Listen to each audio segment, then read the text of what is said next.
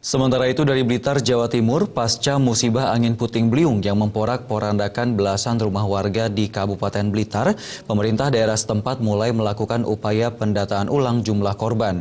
Selain itu, warga dibantu TNI juga sudah mulai melakukan perbaikan sejumlah rumah yang roboh akibat terjangan angin.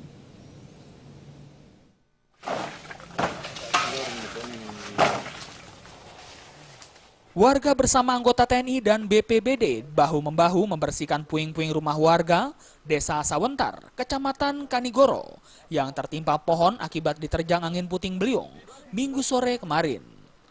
Akibat puting beliung ini membuat pohon dengan diameter setengah meter masuk ke dalam rumah hingga membuat rumah warga roboh. Selain itu, pihak BPBD dan Pemkab Blitar juga menyediakan dapur umum untuk korban puting beliung.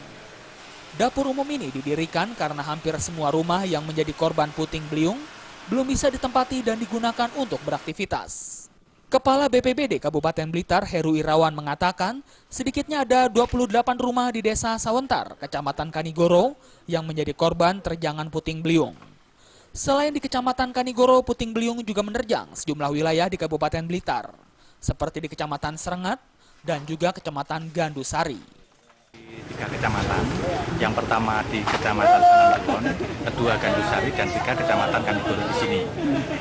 Terus yang paling parah di mana ini? Yang paling parah di sini di Kecamatan Kanigoro, desanya tepatnya desa Sawentar, desa Sawentar. Ada berapa Pak? Ada berapa rumah? Yang setelah kami data ada 27 rumah yang tertimbun pohon, dan ada 2 rumah yang kategori parah. Selain membersihkan puing-puing rumah yang roboh, pemerintah Kabupaten Blitar menjanjikan bantuan berupa material untuk pembangunan rumah warga yang menjadi korban puting beliung. Dari Blitar, Jawa Timur, Khairul Abadi.